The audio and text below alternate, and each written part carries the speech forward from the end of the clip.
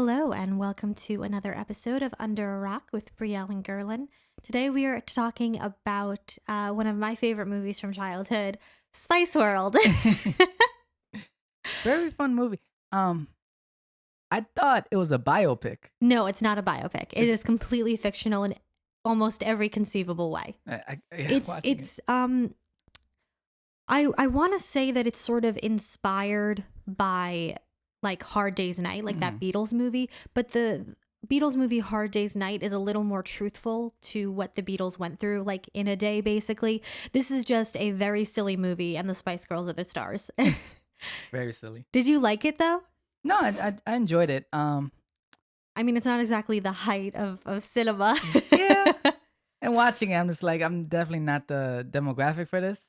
You know, very girl power, very tweens type of movie. Well, the Spice Girls were very girl power. Right. That was like their whole thing.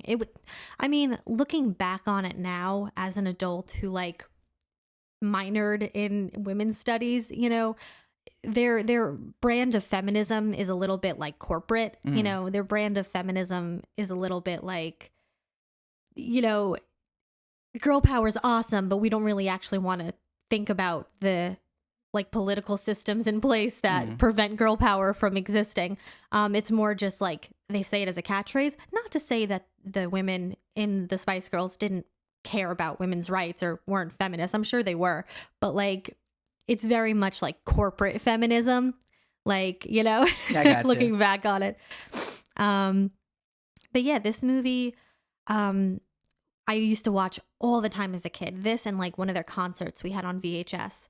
And, you know, all of my friends loved the Spice Girls. We all had a favorite Spice Girl. My favorite Spice Girl was like a split. I loved Ginger. I loved Ginger Spice. I also really like Sporty Spice. I like Sporty Spice, one, because she was a brunette like me. And I didn't feel like fancy or posh enough to like be posh. Because when I was little, I had this like weird moment when I was like little that like I was convinced that I was a tomboy. Newsflash, I wasn't. But like I was convinced that I was a tomboy. So like I loved Sporty Spice. I loved Sailor Jupiter. Like, you know, I was into that. Looking back, it's probably because that's what I was attracted to, but but I really like Ginger Spice. She was like one of my favorites too. And my sister's favorite was Baby Spice. Oh. Yeah. All right. Yeah. So you was around 6 and 7? Yeah, I was young. I was young when I kind of heard about the Spice Girls because they really were like a global thing. Like most like modern, you know, girl groups like Fifth Harmony or Little Mix, they tend to be very like local to where they're from. So like Little Mix, despite being one of the best girl groups I think I've ever heard of in my life, if you don't know who Little Mix is, listen to them, please. They kind of haven't broken through to the US market the way that they have in England and in Europe and that sort of thing.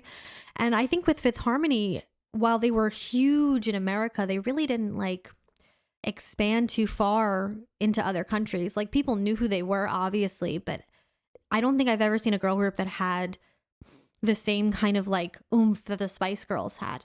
Maybe like Blackpink, possibly, just because they were in Korea and now they're in the US, and that's a pretty big jump. But you know, but the Spice Girls were everywhere. They were everywhere. You wouldn't consider Destiny's Child? Huh? No, not necessarily. I don't know if I mean, granted, I don't know for sure. I haven't like looked at their numbers, but I don't know if they were that popular overseas. Were they? I mean, I honestly don't know. I honestly don't know. It's possible that they were, but you know what it is? Beyonce is more popular than Destiny's Child. I mean, yeah, I'm not saying better or worse. I'm just saying more popular. And that kind of, and with the Spice Girls, none of them was more popular than the other. Like with Fifth Harmony, Camila Cabello is like more popular than Fifth Harmony, you know, kind of ever was. Yeah. You know, so the Spice Girls as a cohesive group, I don't think any other group has reached that kind of height, you know? At least a girl group. Right. We're not talking about boy bands, boy groups and that sort of thing. Yeah. So I had no I had no idea what to expect watching Yeah, it. it's a weird movie. It's really It's weird. really weird. When they got on the bus Yeah. and I saw how big the bus was, Yeah. I was like, wait, what's going on here? It's obviously a set. Like I've been on a double decker London bus. It's not that No. big. Like she has a swing and Yeah. Oh God, I love that swing. What a fun detail. The thing that's like so crazy about this movie is it's full of really good actors. Like they got some stars for this movie. Hmm. Like Richard E. Grant, who plays the manager, he's like an award-winning actor. He was in Star Wars. Like oh. he's like a really, really well-known, respected British actor. The guy who plays like the chief, that's James Bond. That's Roger Moore. I had a feel. Yeah. Okay, yeah. Who else? Richard O'Brien, who plays the like paparazzi dude. Mm-hmm. He is a very well-known like character actor. Like he's known for doing like Rocky Horror Picture Show and stuff. So he's a very well-known character actor. They got Alan Cumming, who is like a Tony Award-winning Broadway actor. Like he is so good.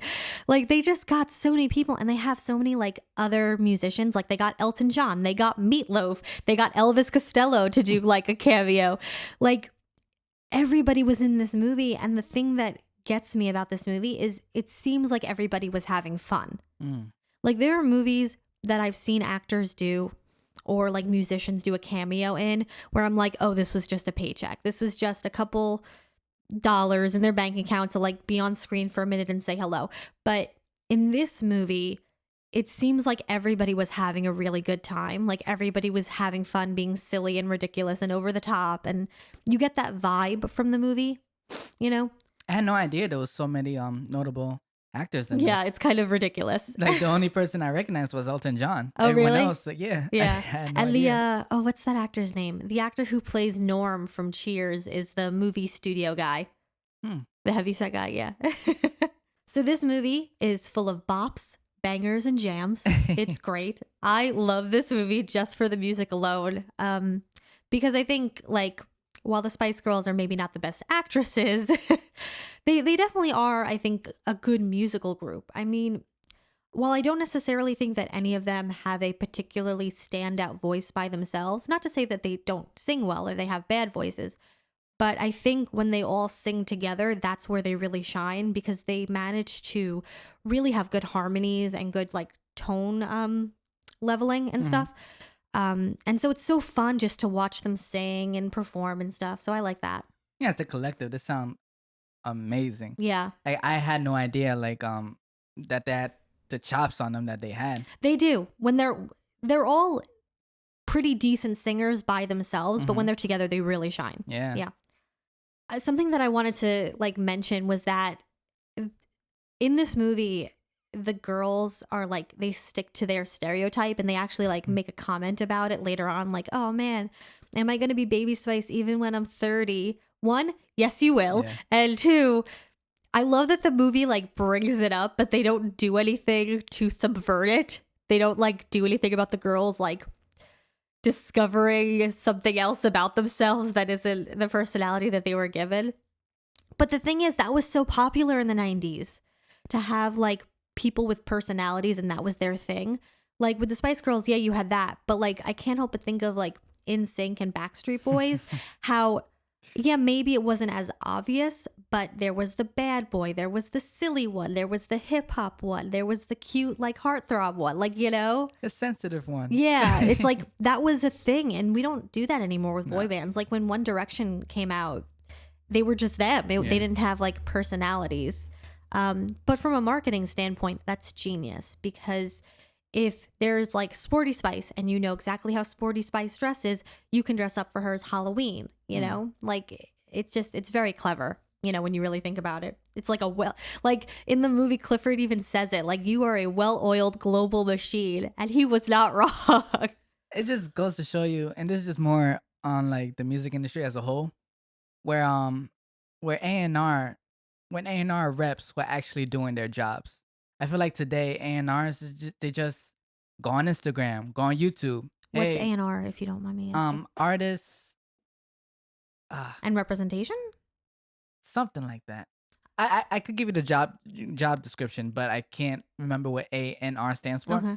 But basically, what they're supposed to do Mm. is shape and mold the artist. It's like, hey, you're not ready to be a star yet, but you have the potential in you. We're gonna pump a bunch of money into you. We're gonna train you. We're gonna take you to these dance classes, these singing lessons.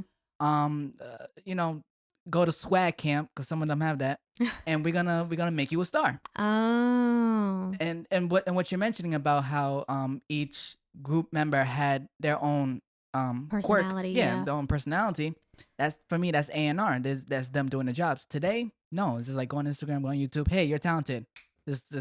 Just do it. Just I do it. could I could see that. Yeah, I definitely Yeah. agree with you because there's tons of artists like nowadays that I've seen that should be way more popular than they are, and it's like, why isn't anyone like talking about this person? And it's because they have no one behind them to like push them. Yeah. Yeah, they're not doing their jobs anymore. Mm. Um, I love that they got Elton John for a cameo. I think that's so funny. So this movie doesn't really have a plot. No. It really doesn't. The main like plot of the movie is the girls have a gig at Albert Hall at like the end of the month or whatever. Meanwhile, all this other little stuff is happening. Like meanwhile, while they're like getting ready for that show, um, Alan Cummings' character is like making a documentary about them, but like nobody cares. Like he doesn't really have authority or permission to make the documentary. Like Clifford tells him like, yeah, you can film them, I guess, whatever, get out of my face. Like he's so funny. I love that side plot. And then meanwhile, this like newspaper company is trying to get dirt on the Spice Girls and make them like crumble to the ground because it would sell them more newspapers and their success. Meanwhile, these two people from Hollywood are trying to make a movie about the Spice Girls. It's so funny. Meanwhile, their best friend is about to have a baby. It's like what do we focus on? I know, it's so funny. It's like a fever dream, but I love it, you know. When the chief was called, when Chief and Clifford had the initial conversation about, oh, like, hey, we're so big, they're hot and everything, and then the chief was just like, how now be prepared for the backlash. I was like, oh, doesn't that stand true today? Yeah. Like you build someone up just to knock them down. I was like, wow. Hmm. It's a little bit of an offshoot, but do you know the actress Jamila Jamil? No. She's on The Good Place. She has kind of made a name for herself, besides being an actress, as someone who, you know, really stands up for women in Hollywood in terms of like sexism and stuff. Mm. And something that she tries to always bring attention to is the cycle of the way that the media talks about women. So what they'll do is, especially like famous women, they will introduce the woman and make her seem amazing, right? And then they'll slowly start to like oversaturate the media with her. Like every other article is about her over something she said about one thing, or maybe she didn't even say it at all. But like, oh, Jamila Jamil said that. Oh, Jamila Jamil said this. And it's like every day so that the public gets sick of her. And then the media finds something to like take her down, and they do it, and they successfully like it's like a cycle, you know, and it happens to so many people. Like think about, you know, like famous actresses like right now, like J-Law and like, you know, other people like her. Like at the beginning, people loved her because she was so funny, she was so relatable, and then suddenly you couldn't open up a website without seeing her face, and you got sick of her, right? Mm-hmm. You know, like, oh God, is she talking about pizza again? Newsflash, she wasn't talking about pizza all the time. In fact, she probably wasn't even talking that much, but the media would take everything that she ever said and post an article about it, so we get sick of her. And then they found something to bring her down, which I kind of believe was like the leaked pictures, like the leaked nude photo scandal. And they brought her down, and then people hated her, you know? I don't know if they still hate her, but like it's like a cycle. And that's what like you kind of see in this movie, like sort of like a prototype of that. You know who I thought of as soon as I heard that? Yeah. Billie Eilish. Oh, okay. Is she like going through that right now? I don't think she's having a backlash now, but when was it? Like 2019, 2018, they blew her the fuck up. Mm-hmm. Like her music was everywhere. She was this golden child of the music industry. Mm-hmm. Her and her brother, they did this in their bedroom. It's like this, they made this whole came from the ground, came from the dirt story, and now Mm-hmm. they're here winning Grammys and whatever. Um, the one thing that I feel like the one thing that she said that they took and like ran with it was her saying that the reason why she like dresses in all baggy clothes and everything because she doesn't want anyone to have a comment about her body, so they Mm-hmm. can't say, "Oh, her chest is too small," "Oh, her chest is too big," "Oh, her hips aren't wide enough," or "Her hips are too small." So she had that, Mm-hmm. and they ran with it. I feel like Billy is aware of it, and she's trying to stop it because I think a few months ago, or maybe a year ago, she came out. She was like, "Hey, I know this is what I said, but I said this as a 16, 17-year-old. Who's to say when I'm 18 that I want to show a little bit more skin? This is like, don't put me in the box." Like, she's Mm-hmm. starting to stop it. So I don't know if she's gonna have a backlash, but when I heard that line, that's what I thought of. Yeah. Yeah. I mean, unfortunately, that's the way that the media treats women. Mm, They raise them up to knock them down, and you see it obviously in a sillier way in this in movie, this but you movie, do yeah. see it. Um, I wrote like, "This bus is insane and also a set," which is obvious. Like, of course it's a set, but like, she has a swing. Posh has a runway. They have a full like floor to ceiling fish tank. Like, Like, what? How does this all fit in the bus? I love it though. it's great. It's so funny. The thing that really makes this movie, I think, like watchable is the side plots, because the movie doesn't have a real plot, so the side plots kind of move it along Mm-hmm. and everything. It's just, and the side plots are so funny, because the thing that I noticed like watching this movie as an adult and like trying to like analyze it is that the girls are not the best actresses. Like, they're not like awful, but they're not like great. Um, but you don't really mind because everyone else around them is good. Like, they know what they're doing. Mm-hmm. Sure, they're not giving like, Shakespearean monologues, but like everyone else around them is a good actor. So I think it helps keep the movie afloat. It's because they have Alan Cumming, Richard E. Grant, Roger Moore, Richard O'Brien. Because those side plots have those phenomenal actors, it keeps the movie going, I think, and keeps the movie fun and enjoyable to watch. Definitely. Yeah.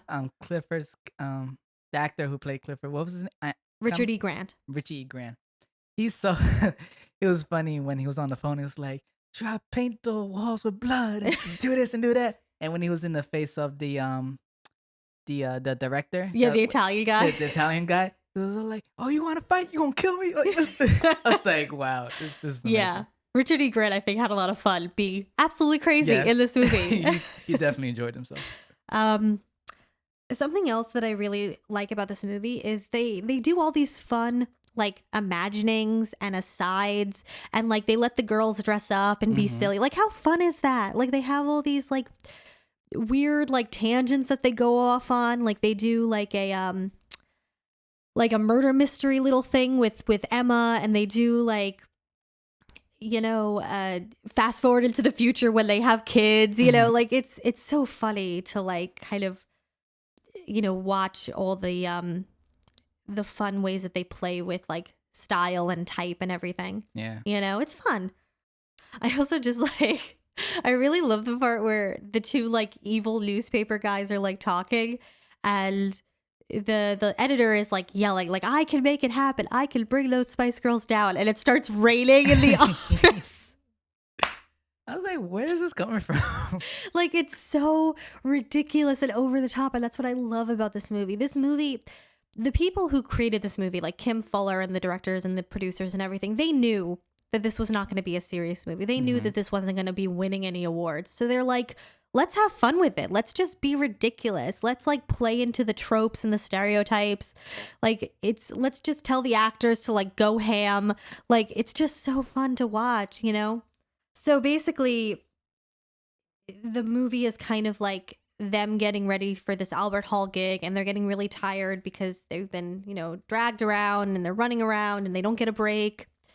And it's just about all these like little misadventures they have. Like, they do a photo shoot and they play with costumes, and they, go to Italy and they shoot a TV special, which was hilarious when I was a child, like watching the guys turn around and their butts are out. And I was Yeah. like, oh my God, that's so funny. I was like, is this a homage to Prince? I don't know. No, definitely not. It's just an homage to Italians being weird, I guess. Right. um, they have that weird moment where they meet aliens. Yeah, that was out of the blue. Like, this movie does not take itself seriously. Not at whatsoever. all. Not at all. You know what's also really funny about that scene is Clifford asks their bus driver, like, hey, can't you fix the toilets? And he goes, now listen, I would do anything for those girls, but I won't do that. And that's like a play on Meatloaf because that's his song. The bus driver is a singer named Meatloaf, and his song is I would do anything for love, but I won't do that. It's not about toilets, but yeah. It's a little Easter egg. Yeah. Gotcha. It's also really funny because like that movie is so like false about everything. Like nothing about what they say about the Spice Girls is true. Like how they make it seem like the Spice Girls were friends since the very beginning and with Nicola, and they like, we're gonna be stars, and they have that like flashback where they're dancing in that like little like cafe. That's not true. The Spice Girls were put together kind of the same way that Little Mix and Fifth Harmony were put together, where a bunch of different girls basically were auditioned and then put into a group, and they chose the best group. Interesting. Like they didn't know each other until that group was formed. So it's all kind of made up, and it's fun. The thing that gets me though is that whenever they're hanging out with Nicola, it's always Victoria or Posh Spice who's like, oh God, kids, no thank you, or la la la. And she's the one with the most kids. Like all the Spice Girls now like have children. I think all of them have at least one child, but she's the one with 4 kids. Oh, in that scene? No, in real life. Oh, she does? Yeah, Victoria Beckham has 4 kids. Oh, wow. Yeah. Look at that. Hindsight. Yeah. 2020. It's also really funny that like the newspaper guys like do all this work to get all these like stories out that like make the Spice Girls look bad, but like nothing ever happens. Like you don't see any like consequences for the kids falling off the boat or the girls being nervous about their show, or questioning the religious conviction of the Pope. Like the only backlash was just from the newspaper itself. Like, yeah, I was expecting maybe to see fans like banging on the bus, like boo, Spice Girls, but none of that ever happened. Like even when the children fell off the boat, I was expecting like, oh, maybe the parents would come, be like, how could you do this to our children? And like, no, nope, they were fine. Nothing happens. Yeah. They were even chilling after the newspaper came out about like them being nervous about the show. They're just chilling in the yard. It was like, relax, Clifford. Everything is fine. Yeah. I was like, everything is fine. Because there's nothing happening. Yeah, nothing happens. It doesn't do anything at all. It's just meant to be like dramatic and silly and stuff. And make Richard O'Brien be ridiculous. Why not? What was funny was when Clifford was watching the TV and the TV was spinning and he like banged on it to like make it stop. Yeah, spinning. make it stop. Also, it's like side note, I really like Nicola. I think I like her. She's such a cute little character. Like she's like their friend, from the very beginning. And, she makes them all godmother to her baby, which is sweet. So cute. Also, like they bring a pregnant lady to a club. Like Nicola is like a week overdue at this point. So she's like 9 months pregnant and they bring her to a club. Like you're supposed to not be in clubs all that often in general because they're really bad for your hearing. But they bring a pregnant woman to a club, a place surrounded by drugs and alcohol and incredibly loud music, and she has a very delicate baby inside of her. Yeah. They just bring her to a club. But again, she was fine. Yeah. No consequences. Yeah, and then so like Nicola has her baby and everything's good with that, and they leave the hospital and the bus driver isn't there, oh no, so they get on the bus and it's a chase sequence. And the thing that's crazy is like the guys pitching the movie are like pitching it in real time. Yeah. It's so funny. I don't know like why they did it that way, but it's hilarious. And so like Victoria's like driving a bus in heels and they're just all like freaking out and like, don't forget the bomb. There's a bomb on the bus. And that's when they discover the bomb. What? Those are the rules. What rules? What are they talking about? Yeah, it's so funny that the movie like combines with a pitch meeting and they like are driving the bus and it's like they have to go over London Bridge and the guy's like, oh, that's really expensive. And then you see like a plastic bus go over a plastic bridge. Ooh. And he says, well, not necessarily. It's just this movie is so hilarious. But they get to Albert Hall and they do their show and that's the end of the movie. Everything turns out fine. You know, like the Alan Cumming either makes his documentary or he doesn't. You know, Richard O'Brien's character realizes that he's been living a meaningless lie and he gives up and he takes down the bad, evil newspaper guys and they make the Spice Girls movie, which is the movie that we're watching. How funny. And, and that's it. The end credit scenes. I don't know too many movies from the 90s and that era, but for me, I thought it was ahead of its time. What, having that like end credit scene where they're all talking about the movie that you just watched? Yeah. And like you see the actors on the phone, it's like, yeah, they want me to play it as a wacky manager. Like, I don't know, like it could be fun. And how at the end they're all like talking to everyone in the talking theater. To the people on the screen. Yeah. Or it's like, oh, they might be watching this on video. Is it nothing else on television? Yeah. And it's like, I know what you're thinking right now. What happened to the bomb on the bus? I was like, oh, that was clever. Yeah. Like I said, this movie is like, you know, such a fun movie to watch. Like it really is. You know, they really had fun with it and you can tell. Yeah, but it's just, I love this movie. It's one of my like feel good movies, you know, when I just want to kind of watch something that makes me happy. What were you as a kid, like when you were? What were you as a kid, like when you was introduced to this, or? Well, I mean, I was aware of the Spice Girls. I don't remember like the first time I heard their song or anything like that. I think I was a little too young to remember when I first heard their music because I was like 6 or 7. But I have very clear memories of watching this movie followed by the Spice Girls Back to Britain tour, like VHS, like with my sister, like back to back over and over again. You know, like I think like I had the CDs and I would listen to them on my boombox and everything. Yeah, that's an old sentence.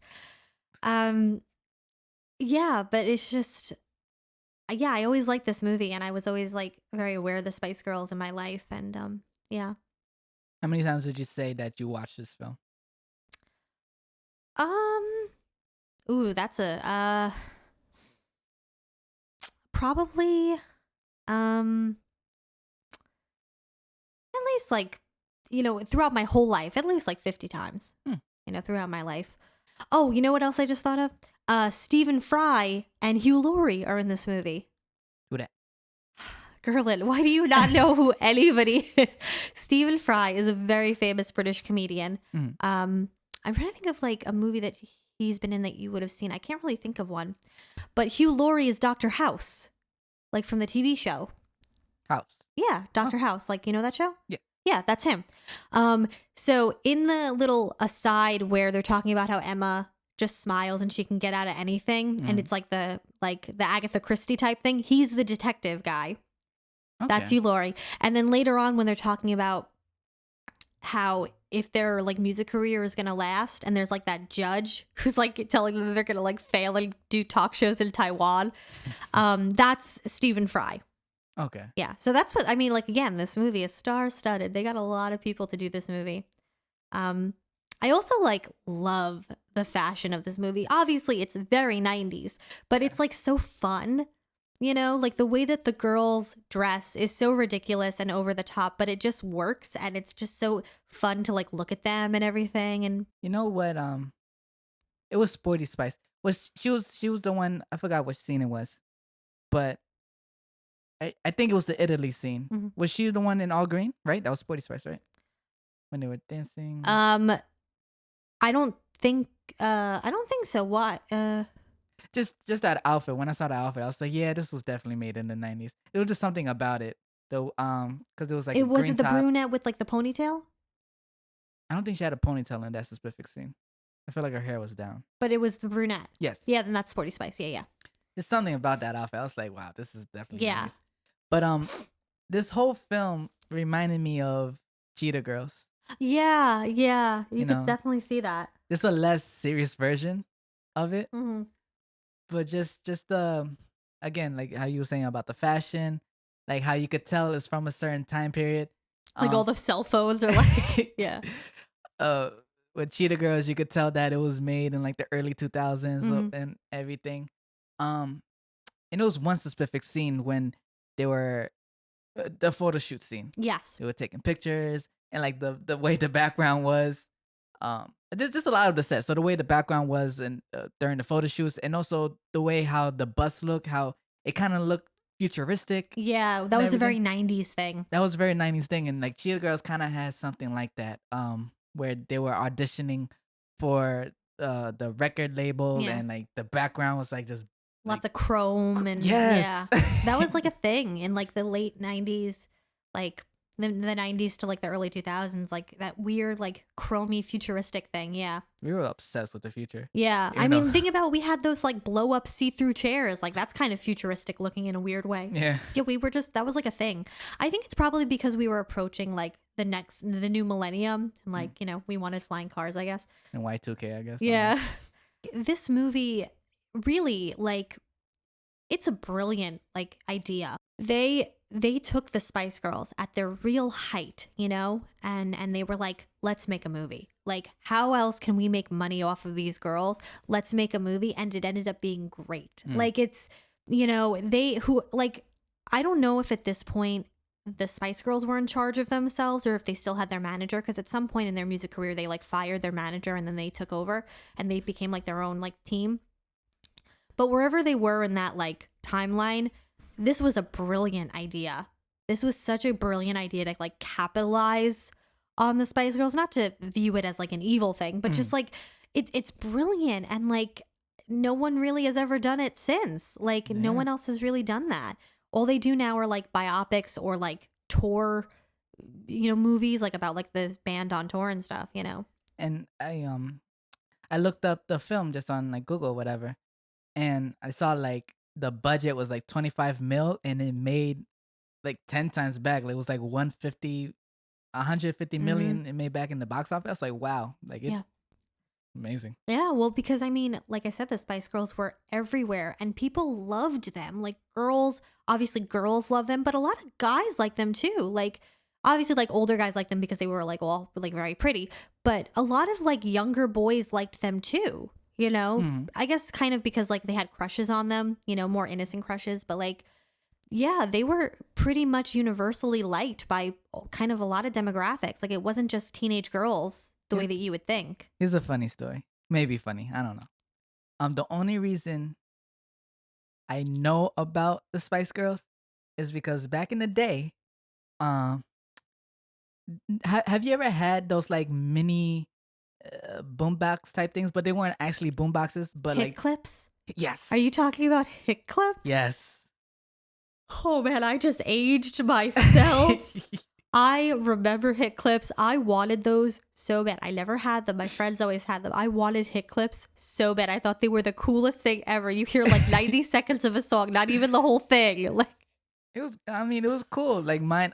So my aunt got it for my sister and I mm, for some odd reason. Mine had In Sync, and she had Spice Girls. My mm-hmm. sister. I was like, it was, if you wanna be my lover, Yep. that one, right? So we knew the Spice Girls from that. Fast forward a few more years, Chicken Little came out, and Chicken Little has that scene. Have you watched Chicken Little? Oh yeah, yeah, yeah, yeah. Oh yeah, don't they like do like a dance to one of the Spice Girls Mm-hmm. songs? Yeah. And that when my sister and I watched Chicken Little and that song came on, it was like, hey, it's that song from like that toy that we had. It's like, Yeah. yeah. And that's the only reason why I know about the Spice. If it wasn't for Chicken Little, wasn't for the hit clips, I would have no idea who the hell the Spice Girls were. It's okay. You were younger. I mean, Yeah. you were a baby Basically. probably. So like, yeah, why would you know them? Like when this film came out, like I was 1 year old. Yeah, Yeah. yeah. I don't really know what else to say about this movie because like obviously if I wanted to, I could sit here and like give suggestions on how to make it a better movie, but like do I want to make it a better movie? Like I think it's kind of great the way that it is. Like obviously it's not a good like movie in terms of its, in terms of, like of the technicals or the script or anything, but it's such a good movie to watch. It's fun, it's entertaining, you know. So like I don't think there's really anything that I would change about the movie, you know? Yeah, it's a product of its time. Definitely. And it's I guess it's a good thing that it didn't incorporate any of the toxic elements of its time Oh, in definitely, the yeah. 90s. It So because you know what, it was made for kids. It was yeah. made for kids and families, and something that I just love is pretty much in every scene, no matter the situation. Posh is wearing like a short dress and heels. Yeah. Like they're in the army scene, and she's still wearing. And she doesn't do any of She the doesn't stuff. do Like she anything. walks around and everything. Oh man, it's so funny to me that like but that's what Posh did. Like Mm. Posh was always wearing heels. She was pretty much always wearing a little Gucci dress, like usually black, you know. That's who she was. Like that's what they did, and you know. I really liked a lot of Mel C. Which one's scary or sporty? Uh Scary maybe. Her name is Mel, right? Yeah, there were two Melanies though. Ah, the black one. Yeah, I was about to say it's gonna sound insensitive, but the black one, yeah, that's Mel. That's Mel B. That's Mel B. Yeah. I really liked a lot of her outfits. Yeah, they're fun. They're really crazy and stuff. I mean, you know, that's Scary Spice. You know, she's got to be loud and like in your face and kind of crazy. But yeah, no, it was really like a lot of her outfits are fun. Like as an adult now, I really love Pasha's style. I really love Ginger's style, which I mean, I liked Ginger at the beginning, so like yeah. But yeah. I mean, yeah. It's a good pick, honestly. Yeah. Like I enjoyed watching it. Yeah, It was I'm fun. glad. I'm so glad that you liked watching it. Mm. Because it's such a like a fond memory of my childhood, you know. So I'm Mm. glad that you like it. And you know what it is? Their songs still hold up. Yeah, they're really Their good. music still holds up. It's very fun and empowering and like, you know, girl power and friendship, and you know, that's something that I will say. And I don't know if it's because they came out in the 90s, kind of before things got really sexualized, or if that's just what they were doing and that was what they wanted to do. But I feel like a lot of their songs are very much more about like friendship and being with your friends than about like sex and boys and dating. Mhm. And that isn't to say that it's bad for a girl group to sing about sex and boys and dating. But I feel like with the Spice Girls, a lot of their songs are, oh, if you can't handle me with my friends and I don't want to date you, or oh, you're not really a man because you can't do XYZ. Like you can't connect to me and on an emotional level, goodbye. Like that's a lot of their songs. And I just love that. Like it's so like empowering and stuff to hear that kind of music aimed at women, as opposed to a lot of the more modern girl group songs, which again, not to shame them, sometimes you really want a hoe jam. Sometimes you do. But they do seem to be more about like having sex with men and that sort of thing, you know? Or like aiming to please them, or I'm doing this for you, or some Yeah, type of yeah, it's thing. very much, yeah, aimed at men. And the Spice Girls really weren't. Like, again, I don't know if it was because it was the 90s before things were really sexualized, or if that's just what they wanted to do. Mhm. But Spice Girls were for women. They were for girls, you know, they weren't necessarily for men. I mean, they were for everyone, but they were meant for girls, you know? And I just love that about them. Yeah. Like when they were in the celebrity party Mhm. thing, and they're being interviewed, and he's like, "What about boys?" And it's like, "Boys, what's that? Never heard." I was like, "Oh, okay, I see." I Yeah. see what this The is. funniest thing is that when Posh is like describing her ideal man, she's describing her future husband. Really? Yeah, David Wow. Beckham is like 6 feet. He's got green eyes. She's married to David Beckham? You didn't know this? Listen, I don't know. Yes, Victoria Posh Spice is married to David Beckham. They have 4 children together. She has a fashion empire. Like, what are you talking? Wow, what a catch Yeah. for both of them. Yeah, yeah. Apparently, like when she like met him, I don't know why she met him, but when she met him, she wore his like soccer jersey. She was shooting her shot. She Yeah. was like, yeah, and they've been married for like years, since like 2011 or something, or 2014. Good for them. Yeah, and they have 4 kids, Mm. and their kids are gorgeous. They have gorgeous children. Oh, I'm not Like surprised. she has 3 sons. They all look like David Beckham. And then she has a daughter who looks like a mix between her and David Beckham. She's still kind of young, so you can't really tell, but she's an absolutely adorable little girl. Like, they've got beautiful children. Not surprised. And like her fashion line is so good. Like, obviously it's very like high end and, luxury, but it's really good. Like, obviously, you're not going to like everything from a designer, but most of her designs are really effortless and classic and beautiful and posh. Like, she managed to make a real like empire for herself, All right. Yeah. Good for her. Yeah. I mean, this is news to me, man. Yeah. The other Spice Girls kind of like did their own things too. Like, I know that Jerry released like a CD that did moderately well. I know that Melanie C, Sporty Spice, released some music on her own that did relatively well. Emma, like, after she like left the band, like after the band kind of disbanded, I think she like kind of focused on her like children and that sort of thing. And and Mel B, Scary Spice, she did like West End theater for a while. Like, she did the whole like, I'm gonna go on Broadway thing. And then she was like a judge on, I think, Britain's Got Talent or the X Factor or one of those things. I think it was X Factor. And then I think she's on the American show now. Really? Of America's Got Talent. I think. Yeah. Okay. I don't know. Maybe I'm confusing her with someone else. But basically that's what she did.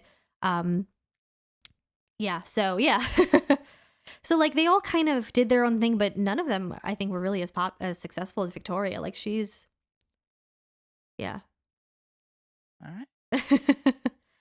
Yeah, and they had like a little comeback tour like a couple of years ago that I wanted to go to, but I couldn't because I wasn't in England. So they only did it there, didn't they? I believe so. Yeah. Okay.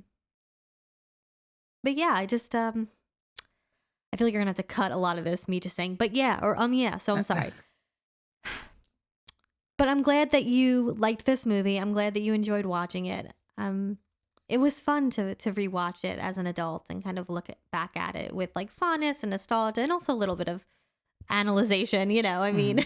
I mean, definitely better than Transformers. Yeah.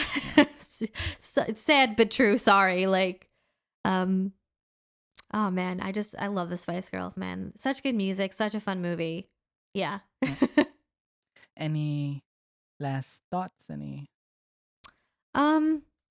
Not necessarily. I just think that this movie is just so well crafted. Not in the like, it has like, a super tight script and excellent direction. I just think that they really played to their strengths, with this movie. Like, they let the girls kind of be themselves and focused on their performance. And they let all the other actors just be silly and have fun and play against type. They had Roger Moore be a Bond villain instead of James Bond, and it's just really great, It's just a good time was had by all. Yeah.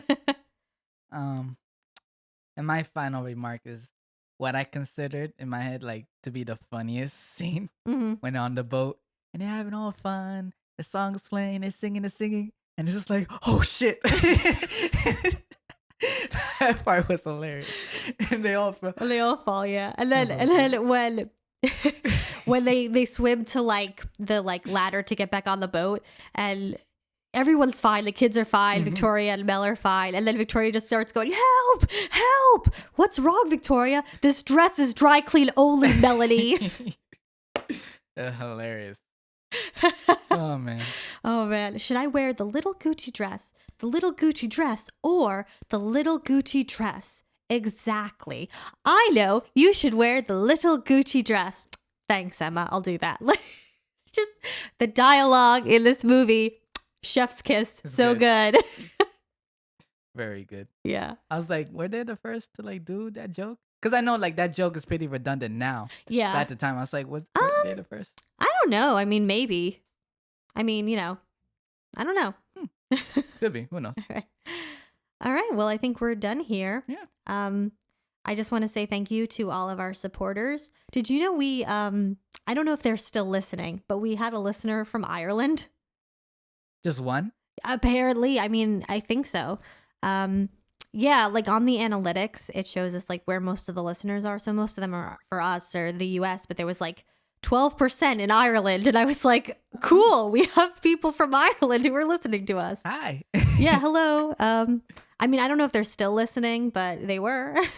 That's pretty cool. I just wanted to mention that. But anyway, yes, thank you for all your support. Please, like, comment, and subscribe if you're watching us on YouTube. And we'll see you next week for something a little bit spookier. Ooh, stay tuned. Bye. Bye.